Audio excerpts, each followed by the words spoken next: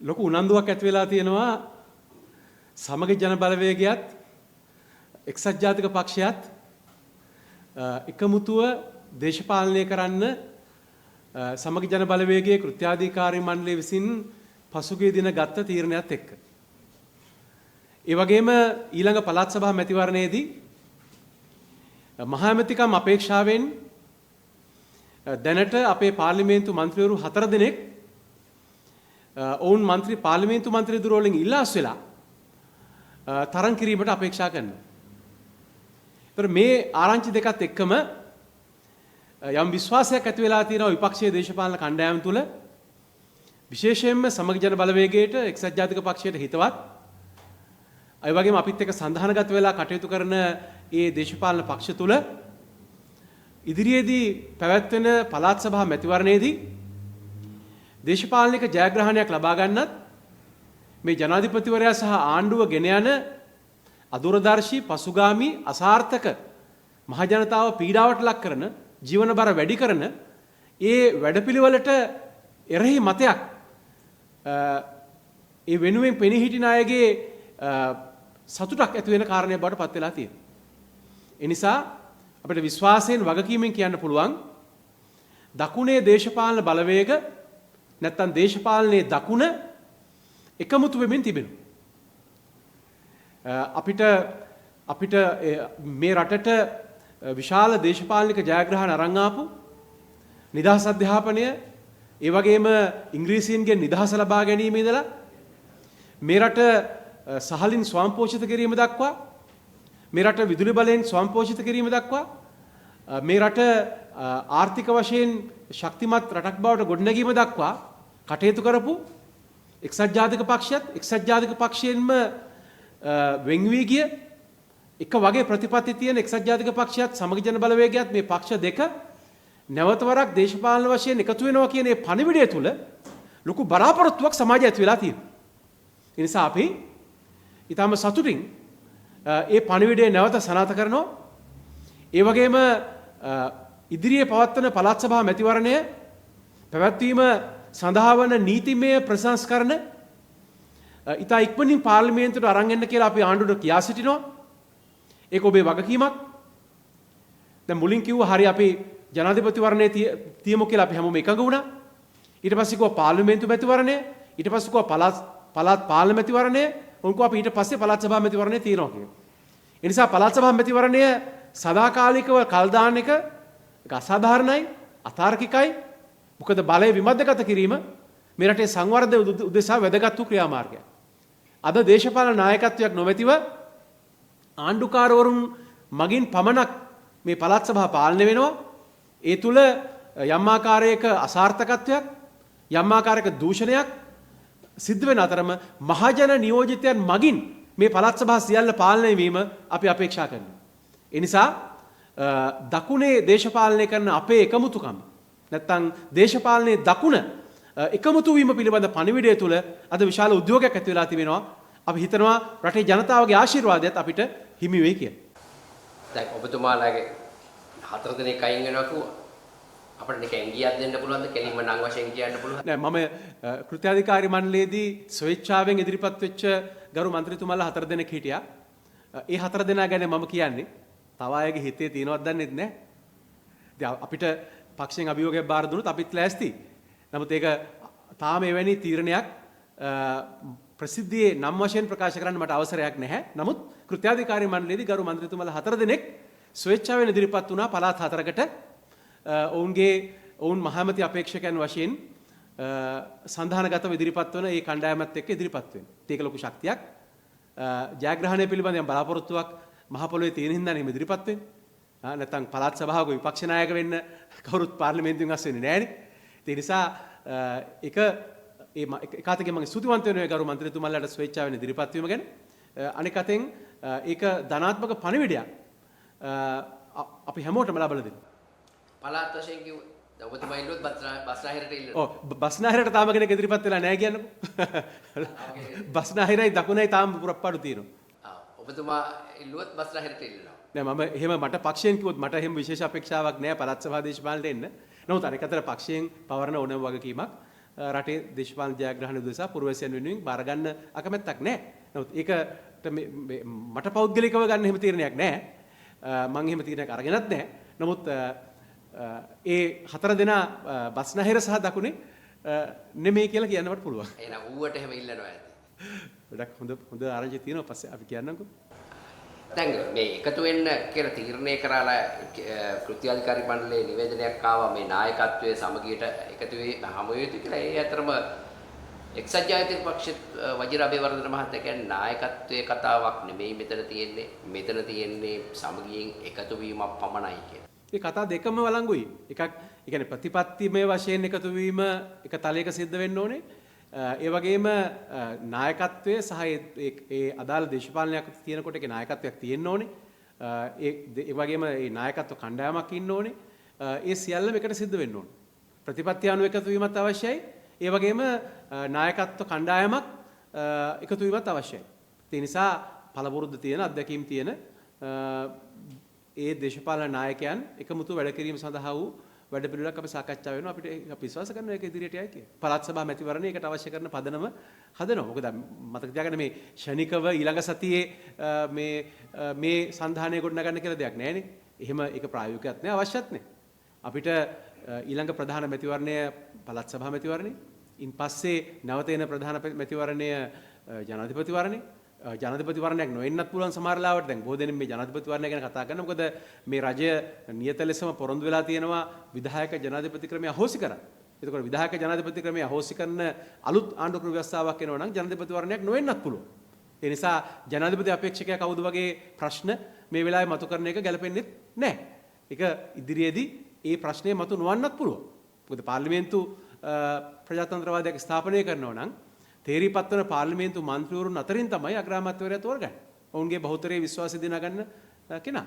ඒ නිසා ජනාධිපති අපේක්ෂකයෙක් ගැන කතා කිරීම අර්ථවත් නැහැ.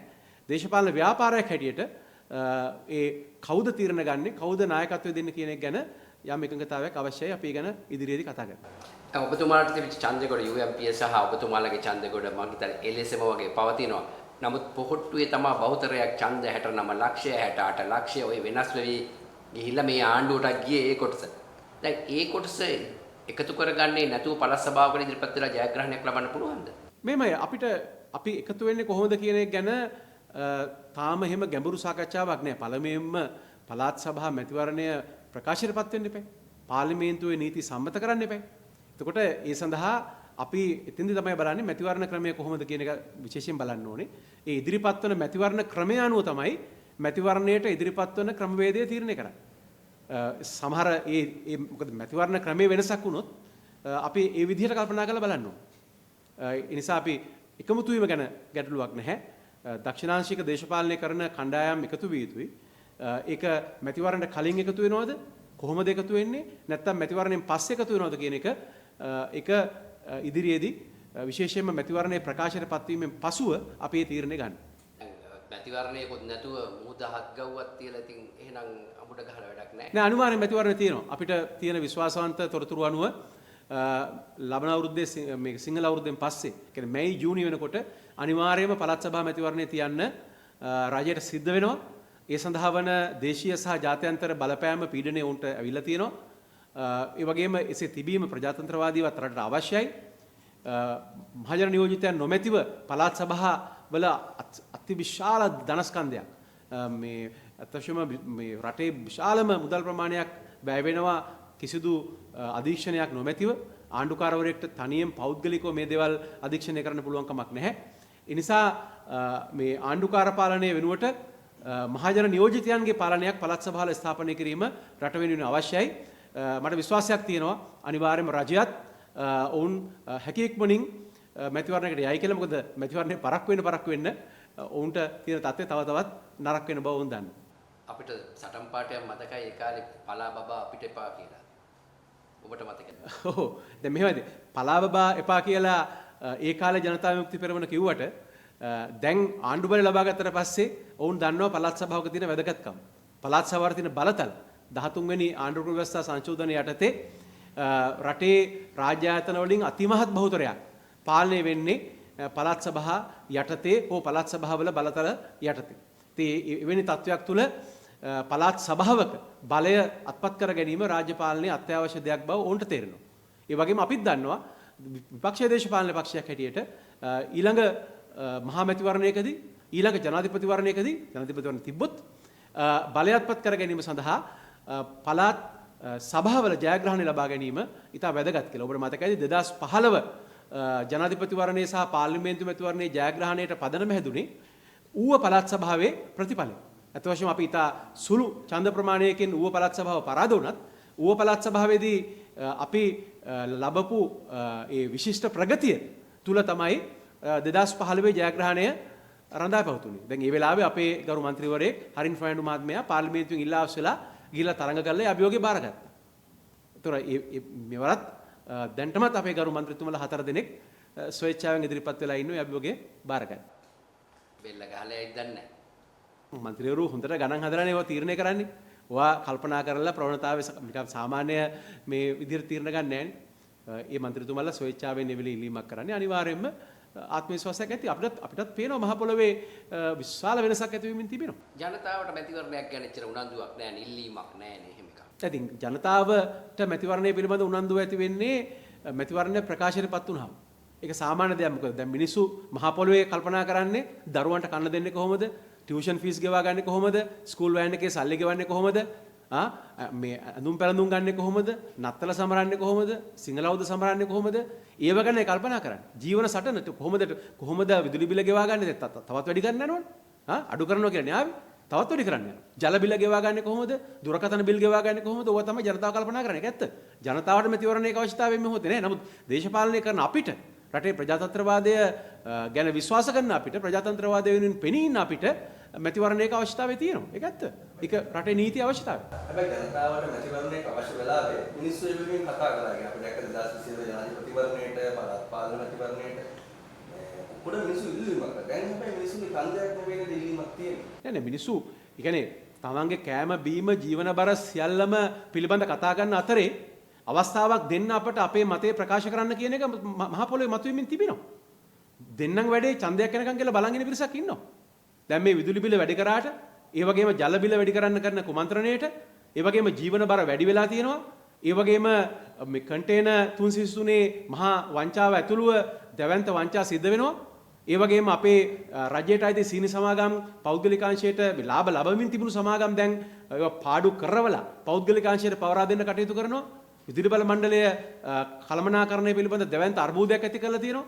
එතකොට මේ සියල්ලම තුල ජනතාව මේ යම් ආකාරයක ඔවුන්ගේ මතය ප්‍රකාශ කිරීමට අවස්ථාවක් සොයනවා. ඒ අවස්ථාව අපි විශ්වාස කරනවා පළාත් සභා මැතිවරණය කියලා. අනිවාර්යයෙන්ම රටේ පළාත් සභා මැතිවරණයක් තිබිය යුතුයි. ඒක රටේ නීතියේ කොටසක්, ආණ්ඩුක්‍රම ව්‍යවස්ථාවේ කොටසක්. ඒ නිසා සියලු දෙනාම ජනතාව කවදක්වත් ඡන්දෙ ඉල්ලුවේ නැහැ. දැන් පළාත් පාලන මැතිවරණය ඕනේ අපිට කියලා කවුරුත් පෙළපාලි ගියේ නැහැ. නමුත් ඡන්දෙ තිබ්බා. රජයේ ජයග්‍රහණයක් ආවා. ඒ වගේ විපක්ෂ රජ ජයග්‍රහණයක් ආවා. පළාත් පාලන ආයතන 100 ගාණක් විපක්ෂයේ බලය පිහිටුවා. දෙක මේ 3න් 2ක් ගත්ත ආණ්ඩුවක් පාර්ලිමේන්තුවේ තියෙද්දි පළාත් පාලන ආයතන 100 ගාණක් විපක්ෂයට පිහිටවන්න පුළුවන් වුණා කියලා කියන්නේ ඒක විශාල ජයග්‍රහණයක්. මේ දැන් ඔයිට කලින් තිබුණු පළාත් පාලන මැතිවරණයේදී හොදලා ගියේ. ආයි මේ මුළු රටේම පළාත් පාලන ආයතන කීයද එවැනි වෙලාවක රජයට ඉතුරුනේ. නමුත් වෙනසක් වුණා. නිසා අපි විශ්වාස කරනවා පළාත් සභා මැතිවරණයක අපිට ජයග්‍රහණ ලබන්න පුළුවන්. ඒ කියලා වගේම අපි සමගි ජන බලවේගයේ හැටියට අපි අයදුම්පත් කැඳවලා තියෙනවා. පුවත්පත් දැන් නිමුත් පළ කරා. මොකද අපිට පක්ෂය තුල දැනට ඉන්න අපේ ක්‍රියාකාරකයන්ට අමතරව ස්වාධීන වෘත්තිකයන් සමාජය තුළ ශක්තිමත් හැඟීමක් තිබෙන මැතිවරණ කරන්න පුළුවන්. ජනතාව වෙනුවෙන් තමගේ කාලය ධනය වැය කරන්න පුළුවන් පිරිසක් අපි බලාපොරොත්තු වෙනවා. අයදුම්පත් දැන් දැනටමත් පක්ෂ මූලස්ථානයේ ලැබෙමින් තියෙනවා. දැන් 14 වෙනිදා විදුලි බිල වැඩි කරනවා කියලා තියෙන. දැන් ඔබතුමා හිටපු විදුලි බල නියෝජ්‍යපති කෙනෙක්. දැන් වැඩි කරනවා. දැන් ආනන්ද පාලිත මහත්තයා ඇවිල්ලා ලොකු විරෝධයක් පැවවා විපක්ෂයේ යන්නේ නැහැ මේකට කතා කරන්න ඕනේ මීට වඩා ප්‍රෙෂර් එකක් දෙන්න ඕනේ ආණ්ඩුවට කියලා. ඔබතුමාලා නිශ්ශබ්ද. මෙහෙමයි. විධායක ජනාධිපතිකමයි පාර්ලිමේන්තුවේ 3න් 2 බලයයි තියෙන තාක්කල් ආණ්ඩුව කරන දේවල් අපිට නතර කරන්න තියෙන බලය ඊටාම සීමිතයි. හැබැයි ආණ්ඩුව කරන වැඩේ වැරදිනේ. එතකොට අපි මේ ඉදිරිපත් කරන ජනමතය මහ ජනතාවගේ මතය. කවුරු හරි සන්තෝෂද විදුලි බිල වැඩි කරනවද? නෑ. ඒ වගේම 130ක් විදුලි බිල අඩු කරනවා කියලා පොරොන්දු වෙච්ච ආණ්ඩුව වැඩි කරනක තවත් අපරාධයක් වරදක් රැවටීමක්. ඒ වගේම විදුලි බිල විතරක් නෙමෙයි වැඩි වෙලා තියෙන්නේ. ජනතාවගේ ජීවන බර දවසින් දවස වැඩි වෙනවනේ. ආදායම එන්නේ අඩු වෙනවනේ. මේ රටේ කර්මාන්ත කීයද මේ ප්‍රවර්ධනය වෙන්නේ? අත්ත වශයෙන්ම සංචාරක කර්මාන්තයේ පමණයි මේ රටේ මේ වෙලාවේ ප්‍රවර්ධනය වෙන්නේ. ඇඟලුම් කර්මාන්තය ඇතුළු අනිකුත් කර්මාන්ත සියල්ලම පල්ලෙහාට වැටෙමින් තියෙනවා. ඒතකොට එවැනි තත්වයක් තුළ විශේෂයෙන්ම කෘෂි කර්මාන්තයට ලොකු ගැටලුවක් ඇති වෙලා තියෙනවා. කෘෂි කර්මාන්තයේ රාජ්‍ය කළමනාකරණය ඒ වගේම මේ රජය විසින් කෘෂි කර්මාන්තයට ලබා දෙන ඒ ශක්තිය ධෛර්යය ලබා දීම ඉතාම දුර්වල වෙලා තියෙනවා. ඉතින් එවැනි තත්වයක් තුළ මේ විශාල අර්බුදයක් සමාජයේ තියෙනවා. ඒ නිසා අපි මේ මතය ප්‍රකාශ කරනවා. අපේ අදහස අපි ප්‍රකාශ කරනවා. ඔව් ඉතින් තුනෙන් දෙකේ ආණ්ඩුවක් පිහිටුවේ ජනතාවමනේ. ඉතින් ඒ නිසා ජනතාවට මේ වෙලාවේ යම් අසරණකමක් තියෙනවා. ඒක අපි පිළිගන්නවා. මොකද ඒ ඕනට තියෙන බලයත් එක්ක ඕන දෙයක් කරන්න පුළුවන් කියලා හිතන් ඉන්න ඕන දෙයක් කරනවා. දැන් ඒක ඊටාම කනගාටුදායක තත්ත්වයක්. ඒකෙන් පේන්නේ නැහැ නේ ආණ්ඩුව හරි කියලා. ආණ්ඩුව නව ජවයකින් යන්න කැබිනට් සංශෝධනයක් පවා කරගත්තා. ඒතකොට ඔබතුමාට තවත් අමාරු වෙයි. එකම කුට්ටමනේ ඇනුවේ. ඔය කීප දෙනෙක් පිටින් අරන් තියෙනවා. ආණ්ඩුවට නව ජවයක් ලැබීම නෙමෙයි ආණ්ඩුවේ වැඩපිළිවෙල සම්පූර්ණයෙන් අසාර්ථකයි. ඒ වගේම මේ අමාත්‍යාංශ ගොඩගොඩවල් එකතු කරන් හිටපු සමහර ඔය JVP හිටපු නායකයන්ට ඒව කරගන්න බැරුව කළමනාකරණය කරන්න බැරුව ප්‍රතිඵල පෙන්වන්න බැරුව අර්බුදයක් ඇති වෙලා තියෙනවා. ඒ වගේම කන්ටේනර් 323 සම්බන්ධ ඇතිවෙච්ච මහා දැවැන්ත වංචාව, කෝටි ප්‍රකෝටි ගානක වංචාව, මත්ද්‍රව්‍ය සහ අනිකුත් මේ නීති විරෝධී දේවල් රට ඇතුළට අරන් එන්න කරපු අවකාශය තුල විශාල විවේචනයක් තියෙනවා. මම හිතන්නේ ජනාධිපතිතුමා බිමල් රත්නායක ඇමතුමාගේ අමාත්‍ය ධූරය වෙනස් කරන්න ප්‍රධානම හේතුව ඒක. මොකද අලුතෙන් පත් කරපු කෙනා එහෙම විශේෂ දක්ෂයෙක්ද නැහැනේ. විශ්‍රාම ජීවිතය ගත කරපු මහත්තයෙක් නේ. ඉතින් එතුමා මේ දැන් ඔය දෙක මාරු කරයි කියලා අමුතුවෙන් ඇති වෙන සුගතියක් නැහැ නේ. එහෙමනම් ජව සම්පන්න අවුරුදු 35 40 මේ පෞද්ගලික අංශයේ ඉන්න ප්‍රධාන විධායක නිලධාරී ඒ වගේ හොඳ වැඩකාරෝ බුලට් වගේ මිනිස්සු අරන් ඉන්න එපා එළියෙන්. හරි? ඉතින් මේ විශ්‍රාම සුවෙන් ඉන්න මහතුරුන් ගෙනලා දැම්මයි කියලා මොකද වරාය ගුවන් සේවාව නැවත දියුණු වෙනවා. ඒ අය ගැන අපිට පෞද්ගලික ප්‍රශ්නයක් නැහැ. නමුත් ඉතින් ඇත්ත කතාව මේක අමුතුවෙන් ජවයක් අරන් එන්න කියලා මොකද කරේ? ආගමික කටයුතු අමාත්‍යාංශයට කරපු අවුල දැක්කනේ. දැන් ඇති වෙලා තියෙන තත්ත්වය. හරි? කවුද ඇමති කවුද නියෝජ්‍ය ඇමති කියලා හොයාගන්න බෑ. එතකොට බුදුදහමට තියෙන ප්‍රමුඛතාවය තැන මොකද්ද කියන එක ගැන විශාල අර්බුදයක් ඇති වෙලා තියෙනවා. ප්‍රාජ්‍ය අනුග්‍රහය කොපමණද කියලා ගැටලුවක් මත වෙලා තියෙනවා. ඒ නිසා ඔය ඇති කරපු සංශෝධනය ජවයක් ඇති කරන්න කියලා ප්‍රකාශ කරාට අවුල ලියන්න තමයි උත්සාහ කරන්නේ. ඒ වුණාට අවුලලා තියෙන ප්‍රමාණය හැටියට ඒ අවුල ලියන්න බෑ. ඒක මේ ඒ අවුල පද්ධතිය ඇතුලේ හිර වෙලා මේ ඒවා එකින් එක වෙලිලා තියෙන්නේ.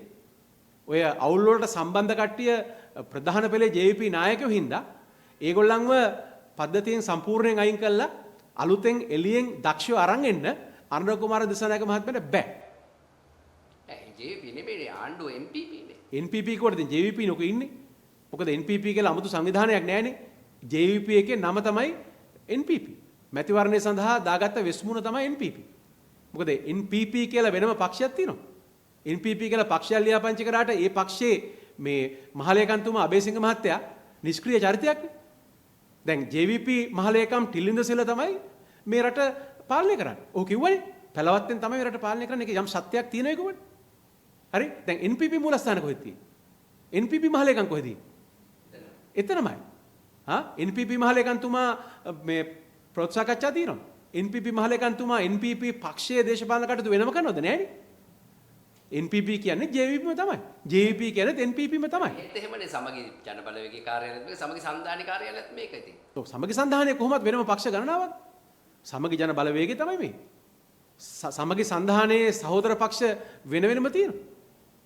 කඳුකරේ පක්ෂ වලට වෙනම මූලස්ථාන තියෙනවා. ඒ වගේම නැගෙනහිර තියෙන පක්ෂ වලට වෙනම මූලස්ථාන තියෙනවා. උතුරේ තියෙන පක්ෂ වල වෙනම මූලස්ථාන තියෙනවා. ඒගොල්ලත් දේශපාලන සංධානයේ ගොඩ නැගුව විට අපි එකට දේශපාලනය කරනවා. නමුත් NPP කියන්නේ JVPම තමයි. ඕකේ වෙනසක් නැහැ. ඔය JVP නොවන NPP කණ්ඩායමක් හිටියට ඒ ඔක්කොම දැන් ඇතුළට ගිහිල්ලා. දැන් NPP එකේ මහලේකම්තුමා වෛද්‍ය අබේසිංහ මහත්මයා JVP කාර්යයක්නේ. අපේ ගම්පලාත කෙනෙක්නේ අපි දන්නවනේ. අද නෙමෙයි අවුරුදු 20ක් 30ක් තිස්සේ JVP නේ. ඉතින් එතකොට එහෙමනම් NPP එකේ මහලේකම් JVP නොවන කෙනෙක් වෙන්න බෑ. ඒ කියන්නේ NPP කියන්නේ JVP කියන්නේ එකයි. අත වශයෙන් NPP ටිලු සිල මහත්මයාගේ පාලනය යට තියෙනවා. දෙකම එකතු කරත් ෆේල් කියන එකද ඔය? ෆේල් එකතු කරත් ෆේල් වෙන් කරත් ෆේල්. ජනතාව තමන්ගේ ආවේගය පිට කරන්න අලුත් කණ්ඩායමකට බලය දුන්නා. ඒ අලුත් කණ්ඩායම මේ මොනවද කරන්නේ? දැන් අර සුවසැරිය පාට වෙනස් කරන්න හදනවා. නම වෙනස් කරන්න. දැන් ඔබ දන්නවා මේ රටේ කවුරුත් පක්ෂපාත ભેදයක් නැතුව පිළිගන්නවා. අපි යහපාලන රජයේ කාලේ එවකටගරු අග්‍රාමාත්‍ය රනිල් වික්‍රමසිංහ මැතිතුමත් ඒ වගේම මෝදි මැතිතුමත් අතර ඇති වුණු ඒ දේශපාලන එකඟතාවයේ අනුව ආචාර්ය හරසිල්ල මැතිතුමාගේ මූලිකත්වයෙන් එතුමා විශාල කැපවීමක් කරලා පෞද්ගලික අංශයේද විශාල සහයෝගයක් අරගෙන සුවසැරිය හැදුවේ. සුවසැරියට දේශපාලනයක් නෑ. ගෝඨාභය රාජපක්ෂත් සුවසැරිය වෙනස් නොකර ඉදිරියට අරගෙන ගියා. ඒවැ පාට වෙනස් කරෙත් නෑ. ඒවැ නම්බර වෙනස් කරෙත් නෑ. හැඩරුව වෙනස් කරෙත් නෑ. ඒ සුවසැරිය බ්‍රෑන්ඩ් එක, සුවසැරිය නම, සුවසැරිය පාට, සුවසැරිය වැඩපිළිවෙල, සුවසැරිය ප්‍රතිපත්තිය ගෝඨාභය රාජපක්ෂත් ඉස්සරට අරගෙන ගියා. වෙනස් කරේ නැහැ. දැන් මේ රජය අපිට පේනවා මේ හොඳට දුවන සුවසැරිය. අවුලක් ප්‍රශ්නයක් තියෙනවා නම් සුවසැරිය අසාර්ථක නම් සුවසැරියේ ප්‍රතිපත්තිය වැරදි නම් සුවසැරියේ මේ කටයුතු ගැන ජනතා විවේචනයක් තියෙනවා නම් ඒක ඕනම දෙයක් කරන්න රජයට අයිතියක් තියෙනවා. මොකද පාර්ලිමේන්තු පනතකින් තමයි සුවසැරිය පිහිටවලා තියෙන්නේ. ඒක සෞඛ්‍ය අමාත්‍යාංශය යටතේ තියෙන ආයතනයක්. එතකොට සුවසැරියේ වැරදි නම් ඒක වෙනස් කරන්න පුළුවන්. සුවසැරියේ පාට නොගැලපෙන බවට මොකක් හරි විද්‍යාත්මක මතයක් තියෙනවා නම් ඒක වෙනස් කරන්න පුළුවන්. සුවසැරියේ නම්බරේ අපිට මතක හිටින්නේ නැත්නම් අලුත් නම්බරයක් ඕනේ නම් දැන් කියන්නේ දැන් කැමති නම් 88 89 වගේ නම්බරයක් දාන්න පුළුවන්. දැන් එහෙම නම්බරයක් දානවා නම් ඒක රටේ ජනතාවට මතක හිටින දෙයක් නම් ඒක රජයේ තීරණයක්. මේකට පාර්ලිමේන්තුවේ පනතක් ගෙනල්ලා සුවසැරිය පනත සංශෝධනය කරන්න ඕනේ. ඉතින් අපි 1990 වෙනුවට 88 89 කියලා දාන්න ඕන නම් අපි එහෙම දාමු. හැබැයි රටේ ජනතාව කියන්නේ මේ වැඩේ හොඳයි වෙනස් කරන්න එපා. දැන් මේ ආණ්ඩුව මේ ප්‍රතිපත්තිය ප්‍රකාශනපත් කරාම කියන්නේ සුවසැරිය වෙනස් කරන්න ඕනේ කියලා කතාව ආවහම ආණ්ඩුවට මහ ජනතාවගෙන් පක්ෂපාත මේ ભેදයක් නැතුව ඇති වෙලා තියෙන විවේචනය බලන්නකො අද සමාජ මාධ්‍ය සහ ප්‍රධාන මාධ්‍ය තුල කොච්චර විවේචන ලක් වෙලා තියෙනවද මේ ආණ්ඩුව මහා තකතිරු ගොම් මෝඩ ආණ්ඩුවක්. මේ හොඳට තියෙන සුවසැරිය වෙනස් කරන්න, ඒවයේ පාට වෙනස් කරන්න, නම්බර වෙනස් කරන්න, ඒවයේ මේ ප්‍රතිපත්ති වෙනස් කරන්න, ප්‍රතිපත්ති වෙනස් කරන්න යනවා. ඒ කියන්නේ මේ රෝහලට ඇතුල් වීමට පෙර ප්‍රී හොස්පිටල් මේ ප්‍රතිකාර ලබා දීම තමයි මේකේ ප්‍රතිපත්තිය. මේක මේ ඉමර්ජන්සි ඇම්බියුලන්ස් සර්විස් එකක් නෙමෙයි. ඒ පනතේ තියෙනවා. එතකොට ඒ පනතේ ප්‍රකාශිත ප්‍රතිපත්තිය වෙනස් කරන්න ඕනේ. ඒ කියන්නේ මේ හොඳ වැඩකින් මේ වෙන කාට හරි ගෞරවයක් ඇයි කියලා සමහර එකෙන් ආචාර්ය හර්ෂිල්ල මැතිතුමාට බැබලීමක් ආරක්ෂාවක් තියෙනවා කියලා හිතලා වෙන්නේ නැති. ඒකට අපි සාමාන්‍ය මිනිස්සු කියන්නේ කුහකකම කියලා. චතුරංග බේසිංහ නියෝජ්‍ය මැතිතුමා කියලා තිබ්බේ මේ හර්ෂසිල්ලගේ බූදලයක් නෙමෙයි ඒක කියලා. හර්ෂසිල්ලගේ බූදලයකුත් නෙමෙයි. හරි? ඒක චතුරංගගේ බූදලයකුත් නෙමෙයි. ඒක අනුර කුමාරගේ බූදලයකුත් නෙමෙයි. ඒක දොස්තර නලින්ද ජයතිසගේ බූදලයකුත් නෙමෙයි. ඒක මේ රටේ මිනිස්සුන්ගේ බූදලයක්. හැබැයි ඒව වෙනුවෙන් මහන්සි වෙච්ච මිනිස්සු මුල් අවස්ථාවේදී මේ ඉන්දියානු ඔත්තු සේවයේ මේ 1990 හරහා එන්නේ කියලා විවේචනය කරද්දී මේ බැනුම අහගෙන ලෝකේ හොඳම ඉක්මනින්ම ප්‍රතිචාර දක්වන විශිෂ්ටතම ගිලන් රථ සේවාවක් බවට සම්මානනීය තත්වයකට පත් වෙන ආයතනයේ ගොඩනගලා රජයට මුදල් නැති වෙනකොට අර්බුද කාලේ පෞද්ගලික අංශයේ අති විශාල මුදලක් තමන්ගේ පෞද්ගලික සම්බන්ධකමුත් පාවිච්චි කරලා ඒවට අරගෙන විශිෂ්ට සේවයක් අදටත් මේ මොහොතටත් මේ රජයත් එක්ක මුදල් යොදලා තියෙනවා සපේන සුවසැරිය වෙනස් කරන මේ අදහස කාගේද? තව වෙන වැඩ නැද්ද? ඔක්කොම ඉතුරු ටික හරියද? මේ රටේ රෝහල් කීයක් තියෙනවද මූලික පහසුකම් නැති? අද රෝහල් වල රජයේ රෝහල් වල බේත් ඇත්තෙම නැහැ. මහ රෝහලෙත් බේත් නැහැ. හරි? එතකොට මේ තරම් අර්බුද තියෙනවා. ඒතර දැන් සුවසැරියේ මේ පාට වෙනස් කරන එකද මේ වැඩි? ඒකට යන මුදල සුවසැරියේ වැඩපිළිවෙල වෙනස් කරන්න ඒකට යන වෙනස පරිපාලන කටයුතු වෙනස්කම. ඒ නිසා මේක කුහකකම. ඉතින් අපේ හිතවත් චතුරංග අබේසිංහ මැතිතුමාට අපිට කියන්න තියෙන්නේ ඉතින් ආසනයේ හර්ෂගේ ප්‍රතිවාදියන් කෝට්ටේ ආසනයේ මේ සමගි ජන බලවේගයේ සංවිධායකතුමා ආචාර්ය හර්ෂල් සිල්වා. චතුරංග අබේසිංහ මහත්මයා තමයි ආණ්ඩුවේ සංවිධායකතුමා. ඔය ආසනවල තියෙන පුංචි පුංචි අරිය මාධ්‍ය ඉස්සරහ ප්‍රකාශ කරන්න එපා. හර්ෂල් සිල්වා තමයි සුවසැරිය හැදුවේ. එවකට රජයේ රනිල් වික්‍රමසිංහ මැතිතුමා ඒකට ආශිර්වාද කරා. මෝදි මැතිතුමා ලංකාවට දීපු ත්‍යාගයක් ආරම්භය. ඊට පස්සේ මේ රටේ ජනතාවගේ සල්ලි විශාල වශයෙන් යෙදුවා. පෞද්ගලික අංශයේ මුදල් විශාල වශයෙන් යෙදුවා. මේ රජය බලයටපත් වුණාමත් විශාල මුදලක් ආයෝජනය කළා තියෙනවා. ඒක හොඳයි. එහෙම කරගෙන යන්න එතකොටයි ගෞරවය ලැබෙන්නේ. අනුන්ගේ දරුවන්ට උපැන්න සහතික දෙන්න ඕනේ නැහැ කවුරුවක්වත්. හැබැයි කැමති නම් මේ රජයට පුළුවන් 1990 සුවසරියට මරණ සහතිකය දෙන්න. පරිපාලනය අවුල් කරලා නොගැලපෙන මිනිස්සු දාලා ඒ ගැන තියෙන විශ්වාසය නැති කරලා පක්ෂ දේශපාලනයේ සුවසරියට අරන් ඇවිල්ලා පුළුවන් විනාශ කරන්න කැමති නම් උපැන්න සහතික දෙන්න බැරි බව ඇත්ත. ඒ ඉපදිලා ඉවරයිනේ. හැබැයි මරණ සහතිකය දෙන්න නම් එපා. වැඳලා කියන්න. ඔබතුමා පුදුම අංකයක් නිතෝරගත්ත එකට. 88 89 කියන්නේ. ඔව් 88 JVP කොහොමද තියෙන 88 89 නේ. සමහරු 71 කියලාත් කියනවා 71 පරණ වැඩි. අපිට 71 මතක් වෙනවා. නමුත් සාමාන්‍ය ජනතාවට මතක් වෙන්නේ 88 89. ඉතින් ඕනනම් 1990 අයින් කරලා 88 89 දාන්න පුළුවන්. ඒක එහෙමත් කරන්න පුළුවන් කැමති නෑ. හරි. ඔබතුමා පළාත් සභාව මහ ඇමතිලෙස අපි ඉදිරියේ දකින්න පුළුවන්ද? නෑ මම එහෙම තීරණයක් අරගෙන නෑ. පක්ෂය කිව්වොත් මම අභියෝගය බාර ගන්නවා. බොහොම අර නම් ටික කියන්න අමාරුයිනේ. නම් කියන්න බෑ. අපි ඒ අය දැන් රටේ දේශපාලනය තුල ඉන්න අය දන්නවා කවුද සොයිච්චාන් ඉදිරිපත් වෙලා තියෙන්නේ කියලා. මට අවසරයක් නෑ. ඒවා උස්වස්ත්‍රීයෙන් කියන්න ඕන දේවල්. දකුණයි බස්නාහිරයි ඇර. තව පළාත් එතකොට හතක් තියෙනවා. හතෙන් හතරක් තමයි තීරලා තියෙන්නේ. හොඳයි මම දැනට ඊට වඩා දෙයක් මට කියන්න අමාරුයි. ඔබ කොච්චර හිතවත් මාධ්‍යවේදියෙක් වුණත් මේ මට අවසර නැති දේවල් කියන්න මට බෑ. අවසර තියෙන ප්‍රමාණයට පමණයි කියන්න පුළුවන්. බොහොම ස්තුතියි. ඔබත් ඒ හතරේ ඉන්න නෑ මම නෑ. මම ඉතින් බස්නාහිර කියන්නේ. ඒක මගේ බස්නාහිරයි දකුණයි තාම ඉදිරිපත් වෙලා නෑ කියන්නේ. බස්නාහිර ඔබත් තවත් පහයි. නෑ මම තාම එනවද කියලා තීරණයක් අරගෙන නෑ. මට පක්ෂයෙන් එහෙම කියලාත් නෑ. ඉතින් මගේ රාජකාරිය පාර්ලිමේන්තුව තුලද තියෙන්නේ පළාත් සභාව තුලද තියෙන්නේ කියලා පක්ෂය විසින් තීරණය කරයි. ඒක මම බලන්න. බොහොම ස්තුතියි. ඇහැරෙන්න නැගිටින්න YouTube අවකාශයේ ටොප් නිවුස් සමග